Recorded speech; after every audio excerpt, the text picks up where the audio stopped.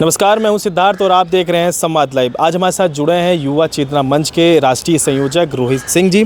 बहुत बहुत स्वागत है हमारे चैनल पे। रोहित जी, अभी मामला चल रहा है उत्तर प्रदेश में सबसे ज़्यादा अयोध्या राम मंदिर चंदा चोरी को लेके, आप किस पे क्या राय है? देखिए, भगवान राम को बदनाम करने की साजिश लगातार अपोजिशनल फोर्सेस के द्वारा किया जा रहा है। यह अनर्गल है, यह पाप है। इससे विपक्ष को बचना चाहिए। बार बार सनातन धर्म के ऊपर, बार बार मर्यादा पुरुषोत्तम श्री रामचंद्र जी के ऊपर, बार बार भारत की आत्मा के ऊपर कुठाराघात क्यों विपक्ष कर रहा है? यह संदेहास्पद है, यह नहीं होना चाहिए, दुखद है। जिस प्रकार से मर्यादा पुरुषोत्तम श्री रामचंद्र जी के अस्तित्व के ऊपर कांग्रेस पार्टी ने माननीय सर्वोच्च न्यायालय में सवाल उठाए थे, जिस प्रकार से स्वर्गीय मुलायम सिंह यादव जी के नेतृत्व में राम मंदिर निर्माण आंदोलन में शामिल कारसेवकों पर गोलियां चलवाई गई थी, जिस प्रकार से भगवान मर्यादा पुरुषोत्तम रामचंद्र जी के मंदिर निर्माण के उपरांत जब मंदिर जनता के लिए खुल गया, आज तक समाप्तवादी पार्टी के सदर मौलाना अखिलेशुद्दीन ने वहाँ जाकर दर्शन नहीं किया। यह सब बातें इस बात को पुष्ट करती हैं कि समाप्तवादी पार्टी, उसके सदर मौलाना अखिलेशुद्दीन, कांग्रेस पार्टी और संपूर्ण विपक्ष मर्यादा पुरुषोत्तम रामचंद्र जी के नीतियों का और स्वयं मर्यादा पुरुषोत्तम राम जी का विरोधी है। इसलिए उस विरोध के आकंठ समुद्र में डूबने के कारण ये लोग मर्यादा पुरुषोत्तम राम के छवि को धूमिल करने का षड्यंत्र कर रहे हैं। पाकिस्तान, अफगानिस्तान, बांग्लादेश को खुश करने के लिए जनता इनका साथ नहीं देगी। सपा प्रमुख अखिलेश यादव ने इस पूरे मामले को उठाया, चंदा चोरी को लेकर। मौलाना अखिलेशुद्दीन है नहीं, बिल्कुल। जब राम जी का दर्शन नहीं किया तो उनका नाम आप वो मत लीजिए, वो मौलाना अखिलेशुद्दीन है और कुछ नहीं है। और वो क्या करेंगे? तो कांग्रेस अब कांग्रेस के नेता हैं, जितने भी नेता, उन्होंने क्या मांग कर ली है कि सिटिंग जज इसकी निष्पक्ष रूप से जांच करे। इस पे क्या बोलेंगे आप? देखिए, माननीय उत्तर प्रदेश सरकार ने जो निर्णय लिया है वह स्वागत योग्य है। और आदरणीय मुख्यमंत्री जी ने कल अयोध्या की पवित्र धरती से कहा है कि इस विषय पर राजनीति नहीं होना चाहिए। निश्चित रूप से यह संवेदनशील विषय है, इस पर राजनीति न हो। उत्तर प्रदेश सरकार के संरक्षण में जांच हो रहा है। केंद्र सरकार बहुत सशक्त है। देश में, केंद्र में भी और राज्य में भी प्रभु राम को मानने वाले लोगों की सरकार है। राम जी के साथ देश खड़ा है, राम जी देश के साथ खड़े हैं। राम विद्रोहियों से ज़्यादा उम्मीद मत कीजिए, ये राम विद्रोही हैं। चाहे मौलाना अखिलेशुद्दीन हो या राहुल गांधी पप्पू हो, इनसे उम्मीद मत कीजिए। लेकिन जनता सब जानती है। अब यहाँ पे हम बात करेंगे यूपी की राजनीति को लेके।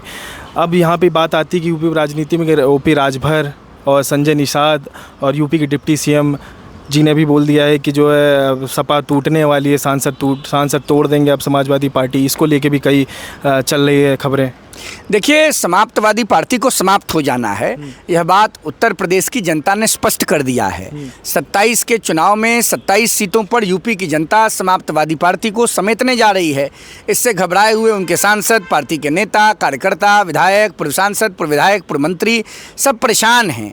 और सबको मालूम है कि समाप्तवादी पार्टी को समाप्त होना है। तो टाइटैनिक जहाज जिसको सबको पता चल गया हो कि डूबने वाला है, तो उस पर कोई सवारी क्यों करेगा? लेकिन ईडी और तमाम ऐसे गलत बात है भैया, गलत बात है। ये सब स्वतंत्र संस्थाएं हैं, इनको कौन कंट्रोल करेगा? इसका मतलब कांग्रेस पार्टी के ज़माने में सीबीआई का उपयोग किया जाता था क्या इस प्रकार के पॉलिटिकल वेपन के रूप में? स्वर्गीय मुलायम सिंह यादव जी पर जो मुकदमे हुए थे, कांग्रेस ने पॉलिटिकली कराया था क्या? जवाब नहीं मौलाना अखिलेशुद्दीन। तो राम गोपाल जो सपा के वरिष्ठ नेता हैं, हाँ, उन्होंने क्या कहते हैं, चिट्ठी दी अमित शाह को, ऐसी कुछ खबर उठ रही है। अब देखिए, एक सोशल डोमेन में अगर कोई बात आ रही है तो उसको गंभीरता से लेना चाहिए। अगर ऐसा नहीं है तो आदरणीय प्रोफेसर राम गोपाल जी को मीडिया के सामने आकर चीज़ों को स्पष्ट करना चाहिए। जैसे ममता बनर्जी का वहाँ पे पूरा पार्टी सारे 20 सांसद टूट गए। ममता बानो को तो जनता ने गो विथ गॉन कर दिया। उद्धव के साइड से के जो भाईपो हैं अभिषेक बनर्जी, ये तो बहुत बड़े डिक्टेटोरियल सेटअप के हीरो थे, समाप्त हो गए ये लोग। उद्धव ठाकरे जी शाम से शुरू ही होते थे अपनी मीटिंग करना। तो जिन लोगों को राजनीति में समर्पण ही नहीं है, उद्धव ठाकरे जी अपने पिताजी और भगवान राम के साथ धोखा कर गए, तो उद्धव ठाकरे के साथ कौन रहेगा? अब चोखा खाएंगे उद्धव ठाकरे बैठकर अपने घर में। विधानसभा चुनाव भी करीब है, लगभग समझ लीजिए 4-5 महीने बाकी है। लेकिन आपको क्या लग रहा है, BJP, Samajwadi party, Congress party, तमाम पार्टियां हैं, अब दमखम अपना दिखाना शुरुआत कर दिया है। क्या लग रहा है, कौन सी पार्टी अब जो है विधानसभा चुनाव? यूपी की जनता एक गाना गुनगुना रही है, एक नारा बोल रही है, जो राम को लाए हैं हम उनको लाएंगे। अब समझ लीजिए, समाप्तवादी पार्टी समाप्त, 27 में 27, कांग्रेस पार्टी 0।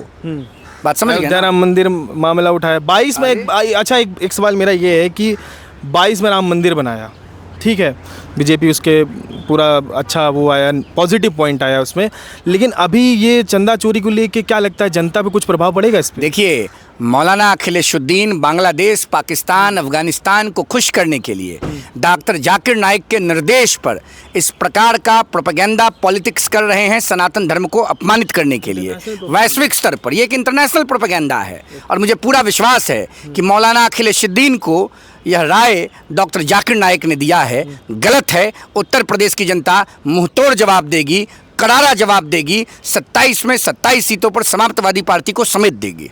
तो बीजेपी इस बार जो है, जो राम को लाए हैं हम उनको लाएंगे। तो आपने सुना रोहित सिंह जी को, जिनका कहना है जो राम को लेके आए हैं वही उत्तर प्रदेश के विधानसभा चुनाव को जीतेंगे। और ऐसे ही न्यूज़ के लिए मेरे साथ जुड़े रहें। मैं सिद्धार्थ, संवाद लाइव।